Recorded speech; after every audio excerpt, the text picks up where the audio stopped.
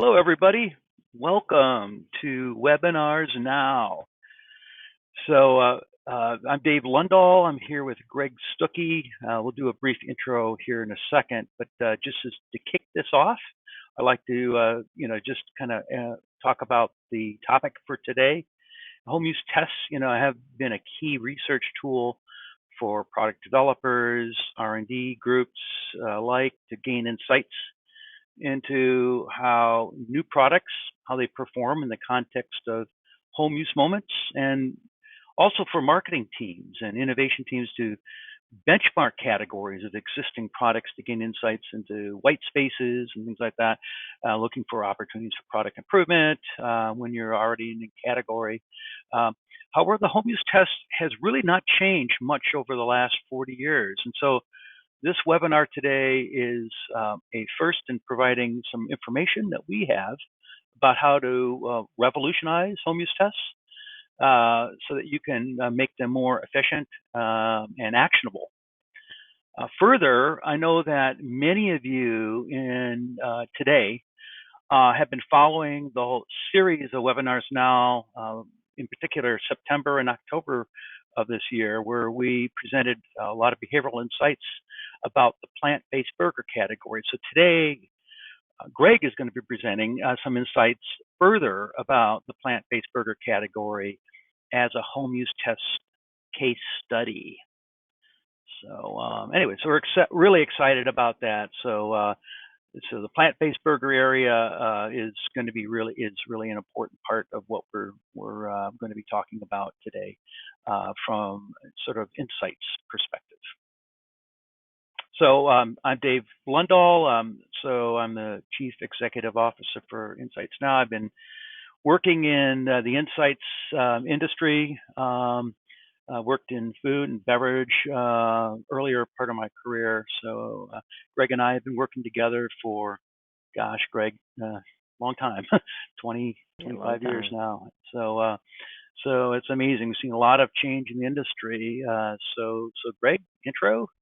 You bet. Thanks, Dave. Greg Stuckey. I'm Chief Research Officer here. I have one of the most fun jobs I think a person can have, which is really jumping into innovation and pushing the innovation community forward for product innovation, behavioral innovation, really trying to improve people's lives, which really gets at the heart and center of what Insights Now is all about. So at Insights Now, we say changing the way you look at humans can uncover new insights into why products succeed. And in turn, that improves your success in market, and it also improves your speed to market. And that's one of the things about, like in the home use testing area where we're going to be talking about today is that when you get people products in the moment, when they're actually using the product in their hands, in their normal environment, you get a much better assessment of what's going to really happen. And one of the things we're going to highlight today are some KPIs, some performance indicators, if you don't know what that term means, that will help you get better information that can help you assess, well, okay, so now that I got into this real world messy environment, what's the likelihood that I'm going to make a difference? And that's one of the things I'm really excited about talking to everybody about today.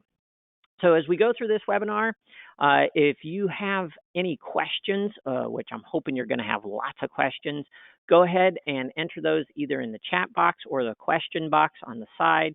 And as we get to the end, we'll be reviewing through all those questions and answering as many as possible.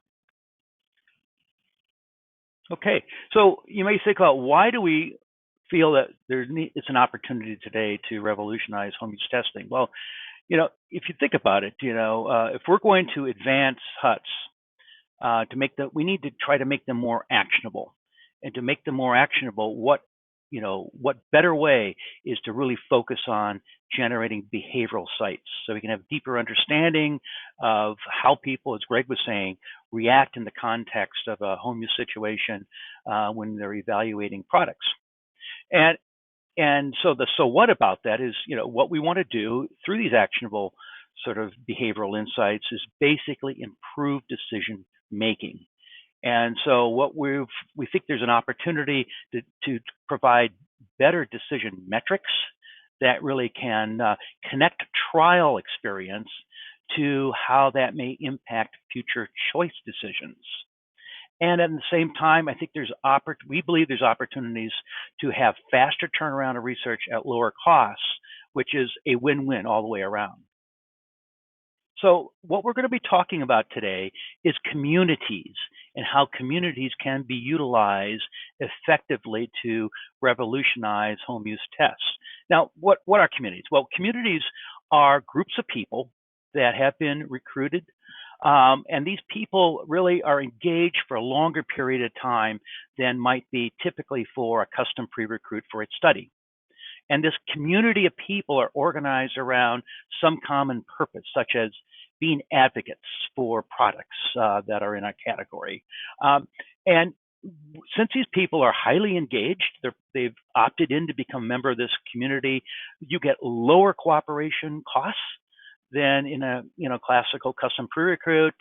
The engagements are facilitated by a community manager. So this community manager has a relationship with these people, and the members of this community use some sort of a common platform. So they've been pre-trained for how to interact, and this could be for quantitative as well as qualitative research.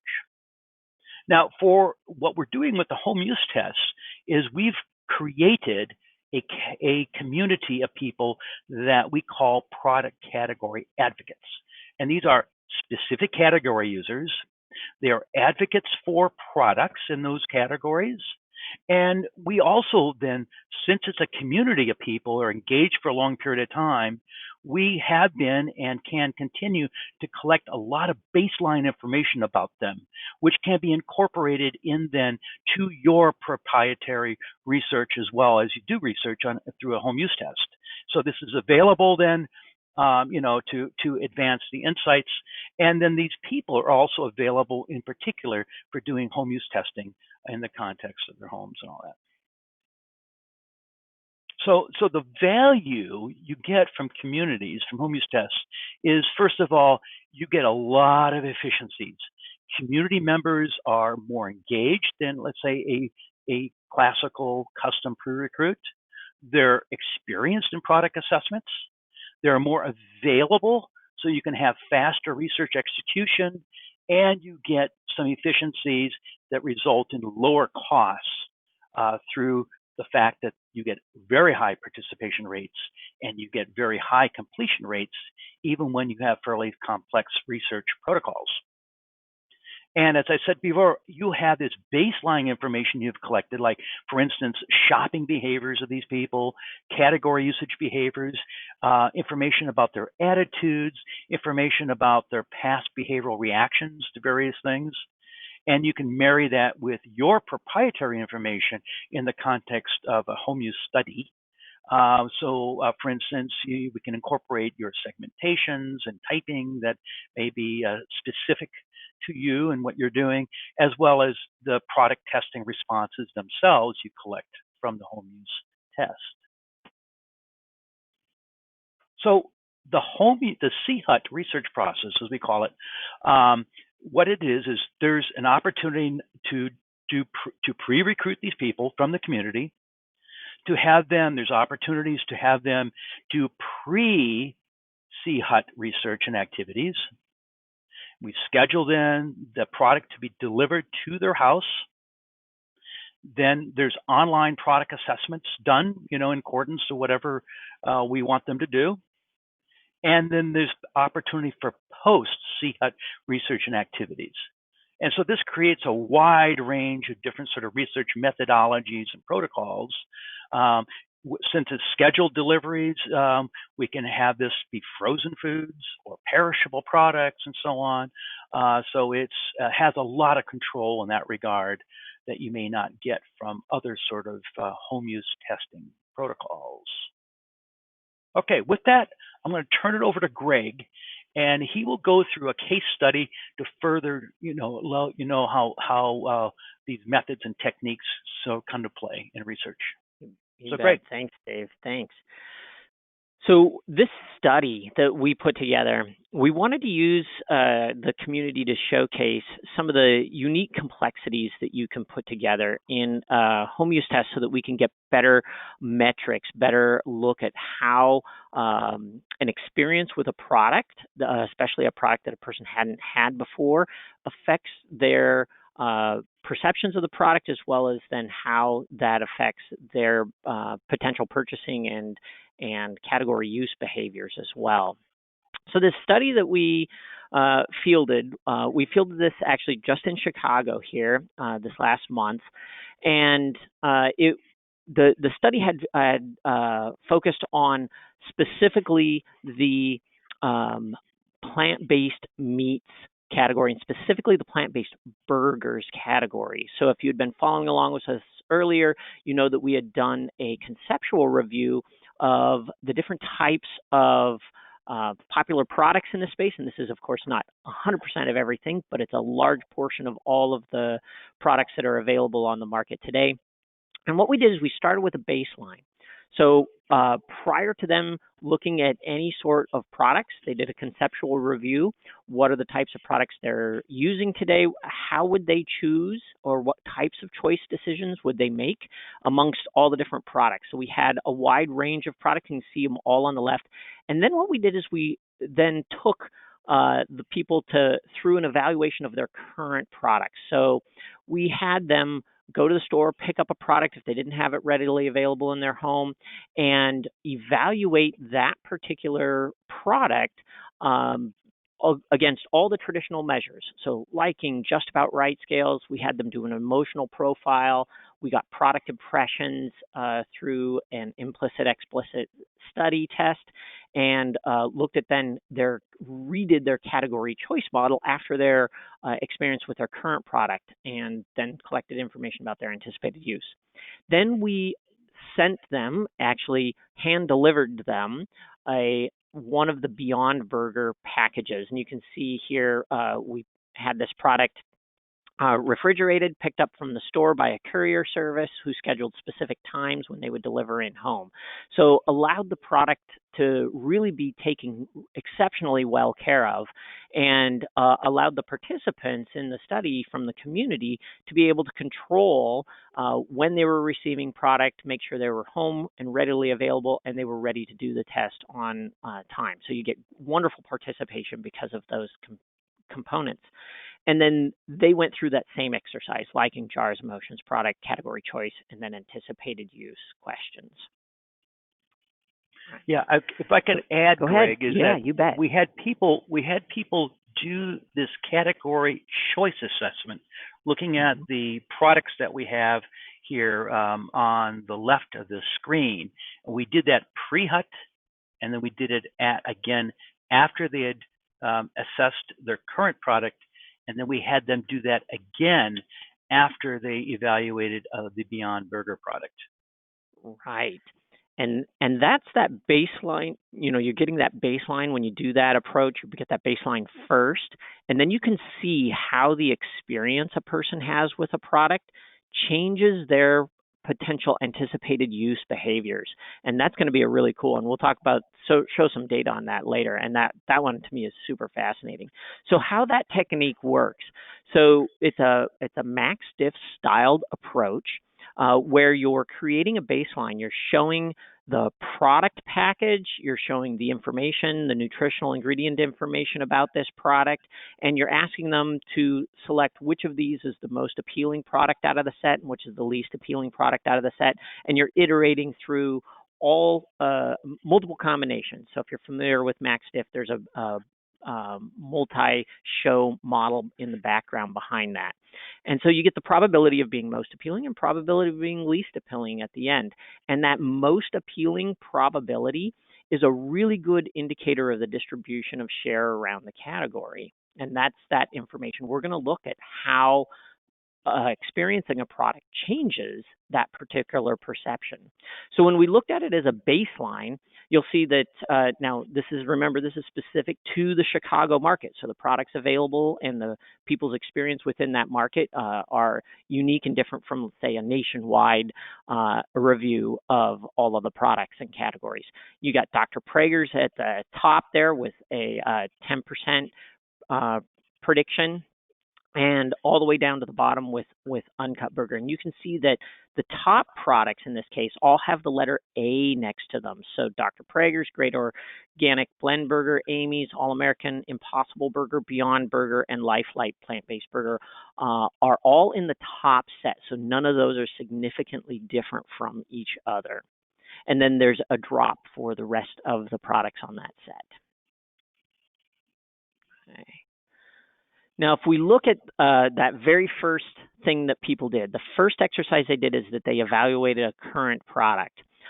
In this particular category, we had 22 people evaluate Morningstar Farms, 19 Gardein, Ultimate Beefless, 15 evaluated Boca, et cetera, so forth. And you can see those names down there. And that's the distribution of what people in that particular market either had available or were currently using. So this information alone is really interesting because now they've seen a bunch of products, they know it, and you know what that distribution looks like. Okay. Specifically, I'll call one thing out. We specifically recruited, in order to make this study with Beyond Burger really pop, we specifically did not recruit people who were Beyond Burger current, had Beyond Burger in their current set. And realistically, it's fairly new enough on the market that wasn't a very high percentage anyway. So really didn't change too much of the current selection profile. All right, so classic metrics. With a home use test like this, you still get all the classic metrics. So you get an evaluation of your liking as all your hedonics, as you see here on the screen. And you can see that if we group all of the people's current products together, you can see that Beyond Burger, when they've tried that, outperformed current in terms of appearance liking and in terms of texture liking as well. So those are the two characteristics where it tended to shine. We also have all the classic metrics around just about right scales. So we look at where the current products tend to fail, and that's aggregate, of course.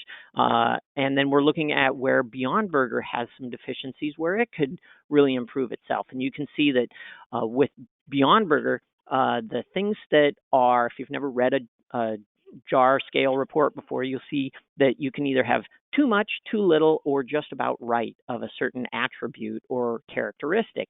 And on the table on the left, you'll see if it's green in the middle, that means that there is a high percentage of the people who said, yes, this characteristic is just right. So you don't really have to fix those attributes. If it's yellow, that means that there is disagreement. Some products have too much, some have too little. So if it's which isn't surprising to see current product have a lot of splits because there's a lot of different products rolled into that. But that's the bimodal. When it's red, that's where you tend to say, okay, there's things that need to be fixed. We should address these. And then we want to understand, well, we should address them, but only if they're significantly impacting the product. So they could be skewed, but they might not have that big of an impact. So we see with Beyond Burger, we see the things that are penalizing it the most are the beef flavor is a little too weak, spice blend is too weak, grill flavor is a little too weak, smoke flavor is a little too weak. So those are the things that could be improved with this particular product to make it shine even more than it did in this particular study. Okay. Now, one of the fun things we love to do, if you've seen a lot of Insights Now webinars, is look into the emotions. And we use an implicit association test for our emotions assessment. So with the implicit association test, because emotions happen so fast, especially around product evaluations, you actually want to have them project their emotional experience on a product into an image. So we have them pick an image, which is a metaphor for their emotions, or an association for their emotions, and then they evaluate that. And one of the things that we found super fascinating here was that if we look at Beyond Burger versus people's current products, it really delivers much more strongly on happiness. It's that first one. It actually delivers a little less relaxed, and you can see why, because it delivers more excitement, more pleasant surprise, more pride.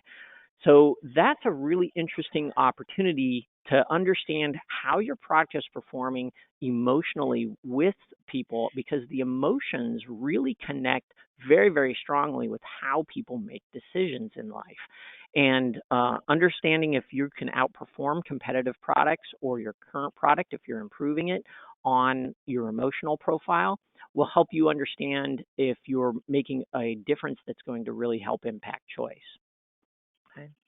Now, when people do this assessment, we also have them do some open ends with it, and we can also use the pictures themselves to help understand if there's any visual or design cues that may be helpful to improve packaging, marketing, messaging, any of those characteristics as well.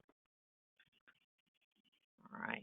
And then we also make collages. So if you really want to get emotional and start seeing those stories, because we have these great open ends as to why people are picking the images, you start really uncovering what's happening with this particular product and how well is it delivering. So, for instance, if you're looking at the far right, an image of what appears to be sand, right, rippled sand here. One of the things you might, if you don't have the characteristic or language around it, you might not understand why it's being picked. Oh, maybe the product tastes like sand. That's not good. But if you read the quote here, you look and you hear about what the story and the emotional connection really is about. It appears to look one way, but I'm guessing I would feel another way. So there's some sort of slight disconnect. It's similar to the product. It didn't look so appealing, but it tasted amazing. So there's this opportunity there that you would have then as a developer to say, if I can improve the look, I can maybe get that a little bit closer in. All right. So the next thing we looked at was lift, and this was that new piece. So remember, we had them do that Max Stiff choice baseline at the beginning, and then after they tried the product, we had them do that exercise again. And so what we're looking at is a lift percent. So the choice after trial over the choice before trial, which is your baseline metric. Okay. And if we look at the current product, right? So whatever their current product is, what we see is there's an average 8% lift of using your product. So that's essentially an effect that is caused by the fact that you're evaluating a product, right? So this is essentially an artificial inflation of using your own product. Okay. Now, what's interesting is this is highly variable, and this is product by product. So remember, we had lots of different products in this study, and of course, the sample sizes are very small here, but you can see that, like Morningstar, Gardein, Bokeh, they had widely different lifts. In fact, Bokeh, after people tried that, the choice metrics went down. So you see some going up, some going down. Now, with Beyond Burger, what we see is that we saw a 46% lift. So if you can then look at that particular number and you subtract off that 8% that is essentially the baseline number, right? The effect of just doing the test, you see that the adjusted overall lift score then is 38%. So if you can get Beyond Burger into people's mouths in home in context, it's going to improve their choice for performance on the market, and then choice of this particular product in the retail environment as well. So this is a good sign for Beyond Burger. And if we look at all of the share, right, where are they getting that share coming from? What we can see is that yellow line is the baseline.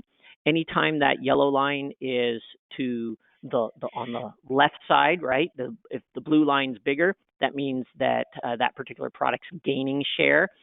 If that yellow line is off the end of the blue line, that means that product's losing share. So you can see that Beyond Burger, right? It gained a tremendous amount of share, and you can see it's pulling from Dr. Praeger's, which, if you remember, was number one before. So that makes complete sense, right? A great organic blend burger, Life Light plant-based burger. Those were some of the products that were in that top tier in those not significantly different from each other groups, and those are getting pulled down. They're by putting Beyond Burger into people's homes, you're stealing share then from some of the top selling products or top assessed most appealing products on the market today. So that's a really good thing if you're Beyond Burger. So also I could add Yeah. that if you look here, Impossible Burger also had a quite a bit of a share, quite a bit of a lift from the fact that Beyond Burger was tried. So this is a halo effect that we're finding very interesting, there's a lot of speculation about this. But Right. one of the thoughts we have is that since people are both aware of Beyond Burger and Impossible Burger in the media, that both of these are not a they're a meat replacement products that have a high degree of tasting like meat. That people are making the association when they taste Beyond Burger and say, "Wow, this is really surprisingly good." It is also then providing a halo effect for Impossible. Right. Exactly. I think that's really interesting effect as well.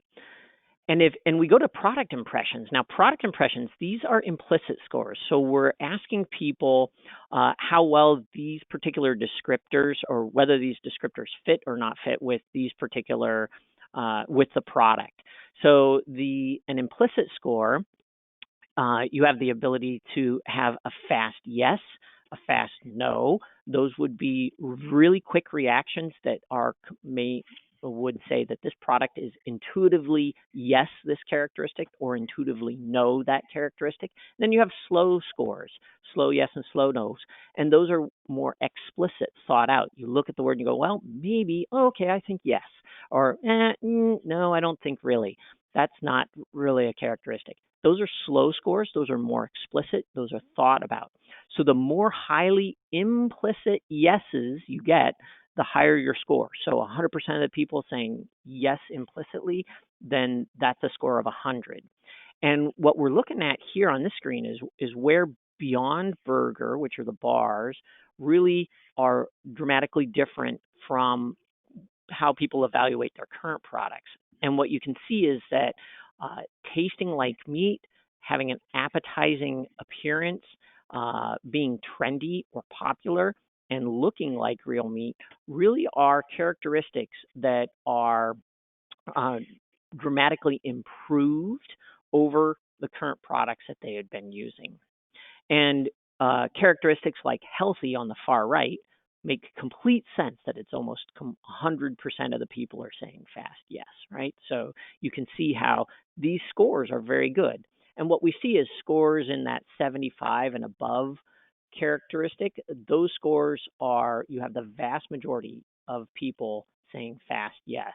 So 75 is a great cutoff to use to say this particular characteristic is an completely intuitive descriptor of this particular product.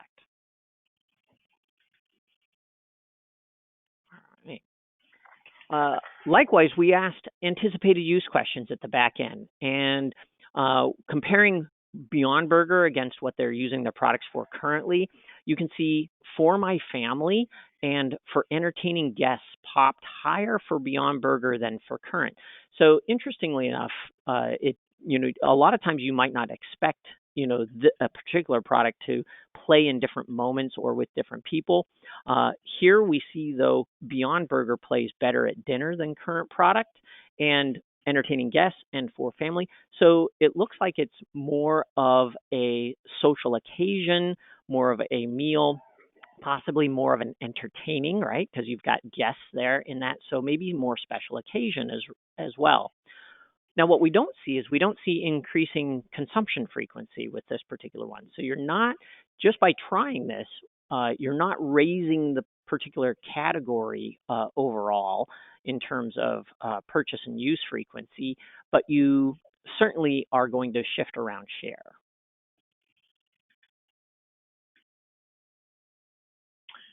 So the last thing we did here, and this is really talking about the idea of incorporating additional information that we have already captured into sort of integrating that with the information that Greg has just gone through, which came right out of the home use test. And what we have found is that this creates opportunities, and we've been focusing on collecting information that we call behavioral KPIs. And we've done a couple of webinars about this in the past. For those of you who have not been exposed to this idea of a behavioral KPIs, these are metrics which are key, can be used for decision making about specific stimuli that are part of your product, like the brand, the claims. It could be the ingredient statements themselves. It could be the ingredients if you're trying to create a product that's clean label. It could be focused on those, as well as you can look at holistically at the product or prototype. And we take these behavioral KPIs and we have developed methodologies to marry the information that you've collected in the home use test with some baseline information that has been collected already about these other metrics. So let's focus specifically on baseline information for Beyond Burger. So what we have been able to do is look at, from a baseline perspective, this is before tasting, to look at all the ingredients themselves. So these are implicit ingredient scores about whether people would that are clean label enthusiasts would or would not reject a product such as pea protein isolate, or if it's listed methyl cellulose and so on, or vinegar or whatever. And so we've married that with other sort of brand awareness, brand trust, these clean ingredients and these average scores, ingredient scores we have, whether past trial provides a lift in category choice, and so on and so forth. And so we've created a number of metrics, and the dotted line on this radial chart in the middle is the 70th percentile for the category. So you see that Beyond Burger still has a lot of people not aware as much as other products in the category. Trust is about the same. Clean, fairly clean. It's not quite 75th percentile, a little less than that. Lower past trial than other products, and so on. And so what you can do is you can model this to look at the relative importance, and you can understand these behavioral KPIs as key pieces that you can use to understand how to impact lift. And so what we're doing here is actually looking at then how do you develop post-trial behavioral scorecards that is an integration of both these other diagnostic KPIs like awareness and trial and clean label scores and all that, and marrying that with the type of information you collect during a home use test, like emotions and brand impressions and liking and so on that Greg has just gone through. So anyways, this is really exciting. We're developing a lot of research right now in this area. And what I will tell you is what we're finding is emotional impact appears to be a very important key KPI that is driving lift. So it's something that is new. It's something that really understands. So it makes sense that something is pleasant surprise or something that generates excitement or so on as an emotional impact. Of course, it's going to have a greater impression, and of course, it can drive choice.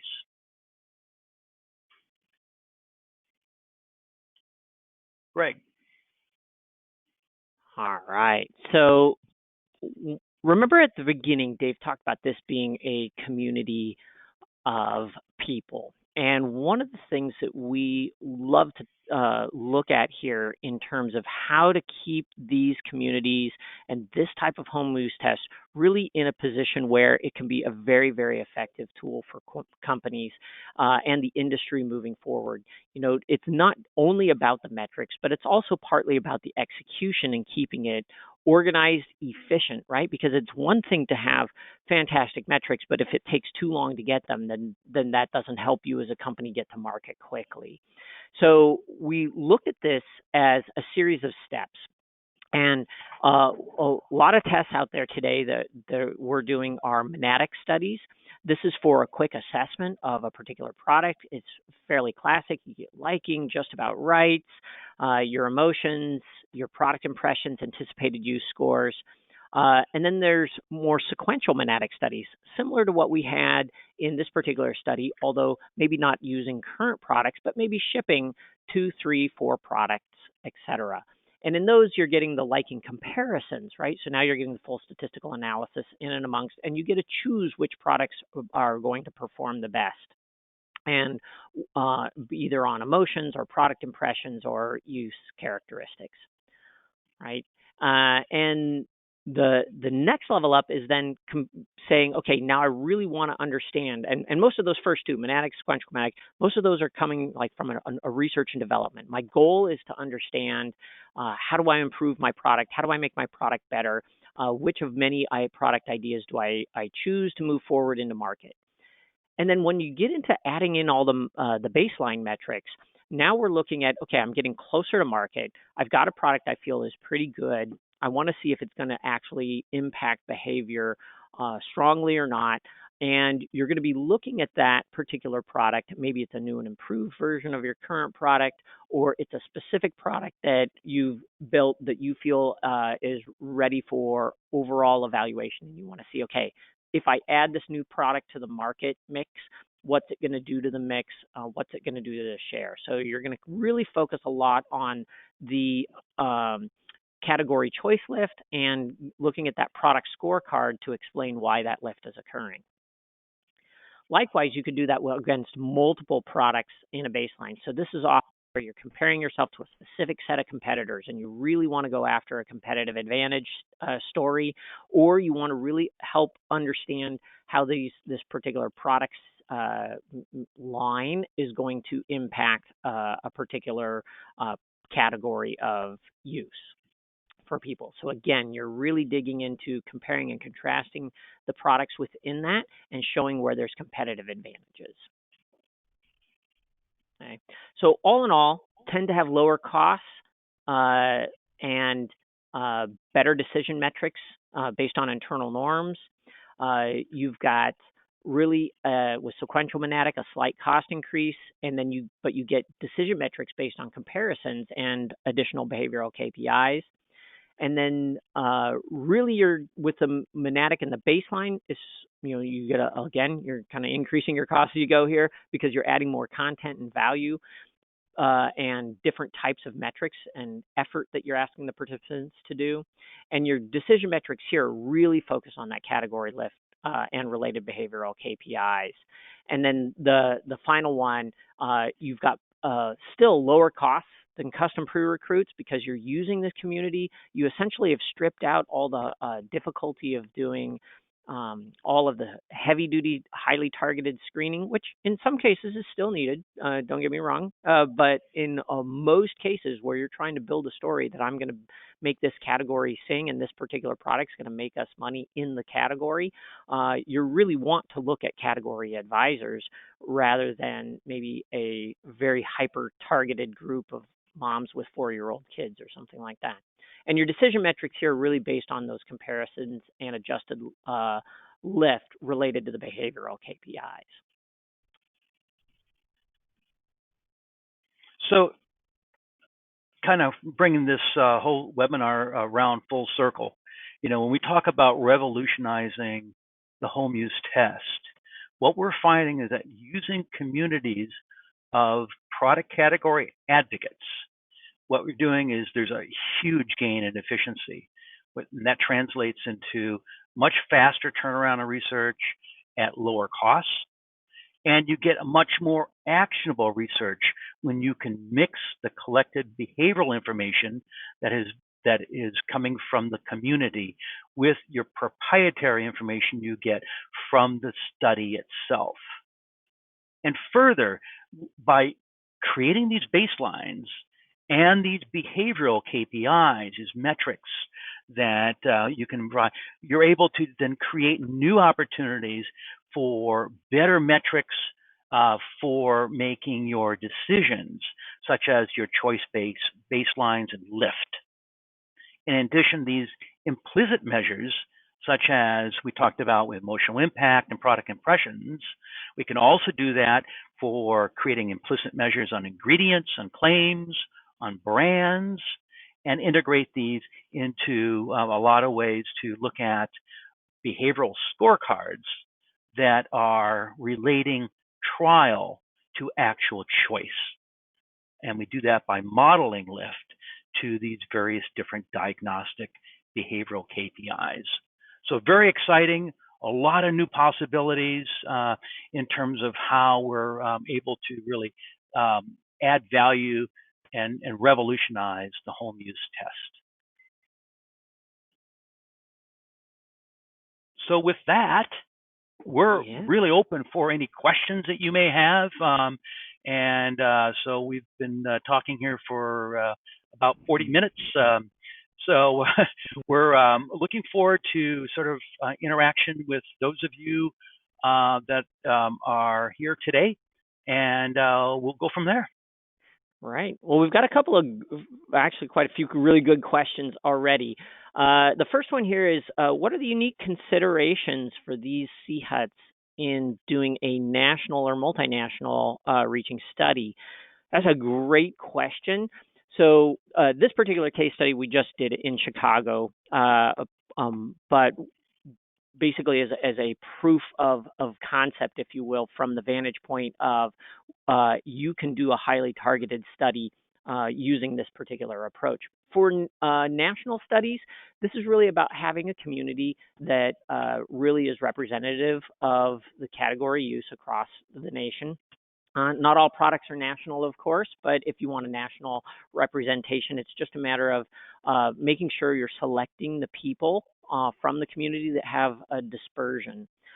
Second thing with additional considerations for national is getting product in people's hands.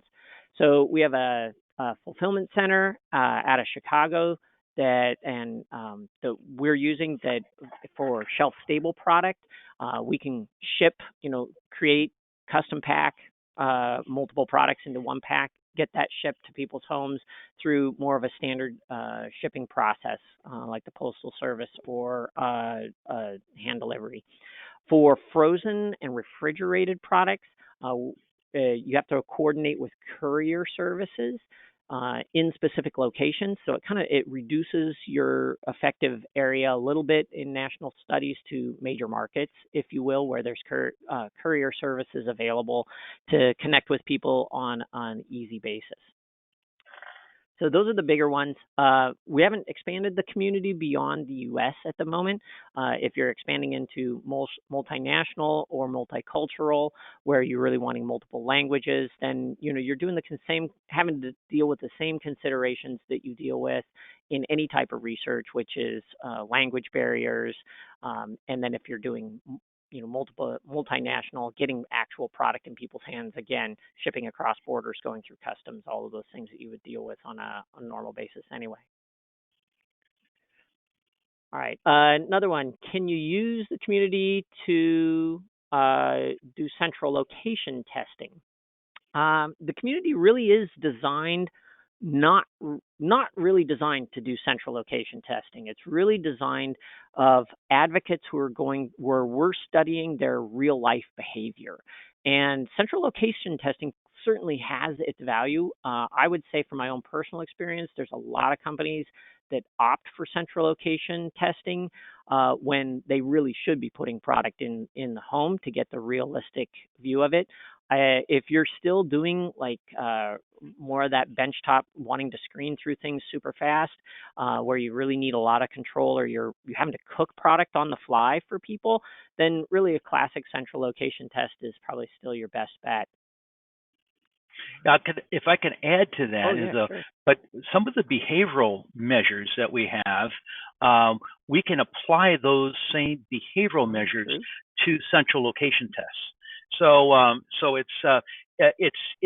you're not going to get some of the behavioral measures that are more behavioral in terms of how the product performs, and you're not going to get sometimes as good of information about anticipated future use, because in a central location, the assessments don't necessarily get you into factoring all the things that could lead to understanding anticipated use, because it is not fully experiential. It's partially experiential in limited ways. But there's ways that you can improve and create sort of more about the behavior by creating context, having people do homework before the central location, where you can get some of that same sort of behavioral metrics, not as good as a home use test, but it creates other options. So the answer is we can do a lot of this sort of stuff that we're talking about today in a CLT. But you can do so much more with the community home use test, because you have collected a lot of prior information, and you can do it a lot less expensively and faster in a CHUT than in a central location. Right. Thanks, Dave. So another one, to expand on that, would you recommend using the KPI for benchmarking study of more established products, or is it more just suitable for new or innovative products? So thoughts on that, Dave? I assume we're talking about that lift KPI here. Is it more for established, or more for just new products, or is it work for established products as well? Well, let's think about it. So, for instance, if you look at just a benchmark Monadic test, where people are just assessing their current. So we were to stop and not have fielded the Beyond Burger product, which is pretty much a new to the market type of product for most people. But if you just did that, you would capture a wonderful sort of a snapshot in terms of understanding as a to benchmark a category against, and looking for the opportunities for creating new product opportunities or to improve a product. So that alone is one sort of way. But to look at it as if you have a product improvement, and that product improvement has an impact in terms of the home use situation, in terms of how the product would perform, or how it maybe changes someone's behaviors in terms of how they prepare something and so on.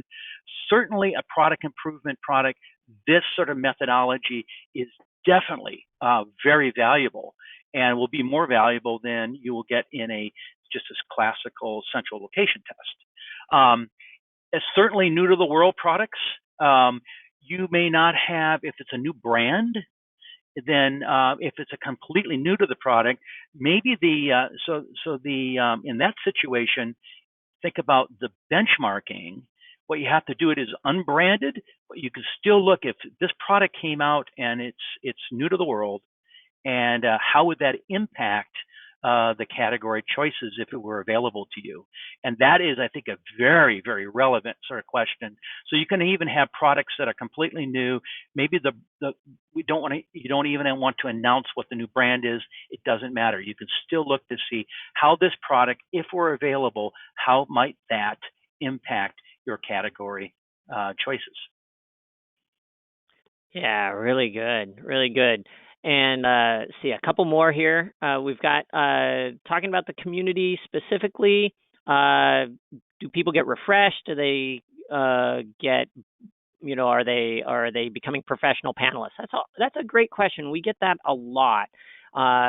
So this is a pretty large community that is being built here, and advocates naturally have a rhythm to them, and they stay around for quite a while, but they tend not to get more than about a study a month or so.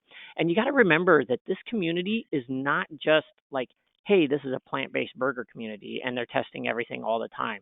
These guys are doing, fashion, they're doing food, they're doing personal care, they're doing a wide range of different types of product categories, because that's a real person, right?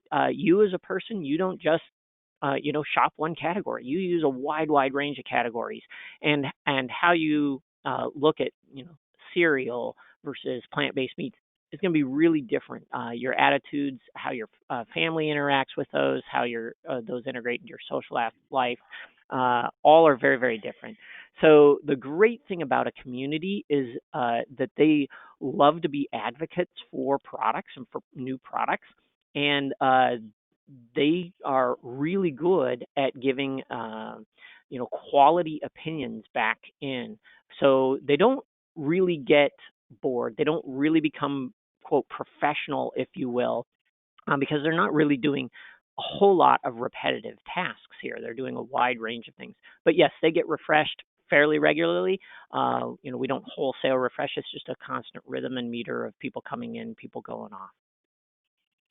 I can add to that is that if you have a very narrowly defined target, let's say you're looking at for people that have specific sort of health needs and or dietary needs or whatever, so it's not something that would be really for a general category.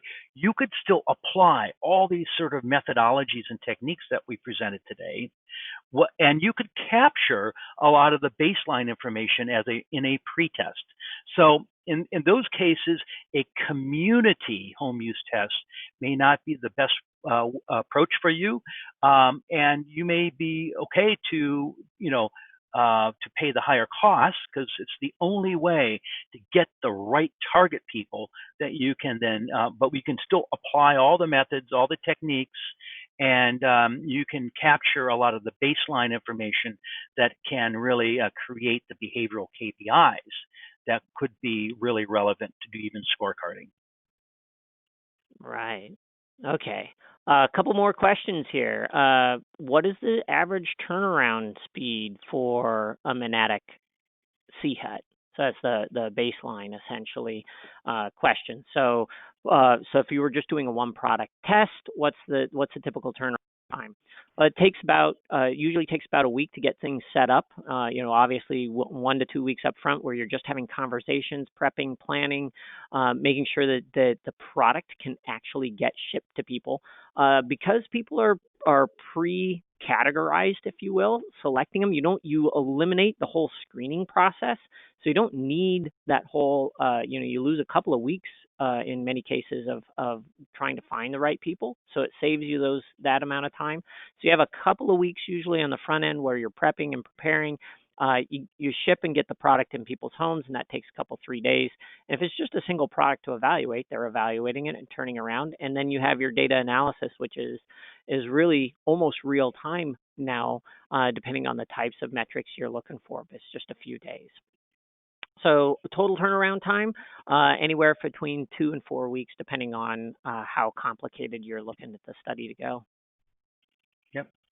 And if it's something you're going to template and do over and over again because you have a very crisp process within your organization and a crisp set of KPIs, then those could be templated and moved through very, very quickly.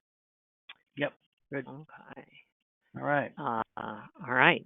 Well, so I think that's probably all the time we have for. I want to kind of wrap up today and kind of talk about so next month in terms of the upcoming webinar in January. It is really exciting to announce, for those of you who have not seen this, is that Insights Now just launched the first ever behavioral app store. And what this is it's a center where you can download all the 3 years of past behavioral research reports that we've been generating. It also has a series of apps where you can, on demand, generate great information about behavioral KPIs, about ingredients, about claims, about brands, and so on. And it has ability where you could test. You will be able to order these sorts of home use studies as well as other types of studies through our behavioral testing center. So this is following a trend in the marketplace to be able to advance sort of on-demand behavioral research through the, apps that people get access to through a subscription process. This is all a credits-based model where people spend, buy credits ahead of time and you spend them. So we're going to be presenting a webinar in early January, calling Gaining 2020 Clarity, because it is going to be 2020. Amazing. We're at the end of 2019 now. But anyways, looking forward in the future in terms of some case studies and how this on-demand behavioral research is adding value and so on and so forth. So really excited about that coming up. And for those of you that are still here, I hope you can save the date and put it on your calendar. For sure, we'll be sending out to each of you an announcement. So beyond that, I'm wishing everybody here, a great holidays. We don't have a chance to talk with you, as well as, if there's any questions you have or interest in this sort of methodology that we're talked about today for doing community home use testing or home use testing in general, or you're interested in this behavioral app store, please just let us know, and we'll be glad to have a conversation. So with that, thank you for attending webinars now, and we'll be looking forward to talking with you in the future. Greg, anything you want to say in closing? That's it. Thank you very much. Appreciate your time today. All right. Take care, everyone. Bye. Bye.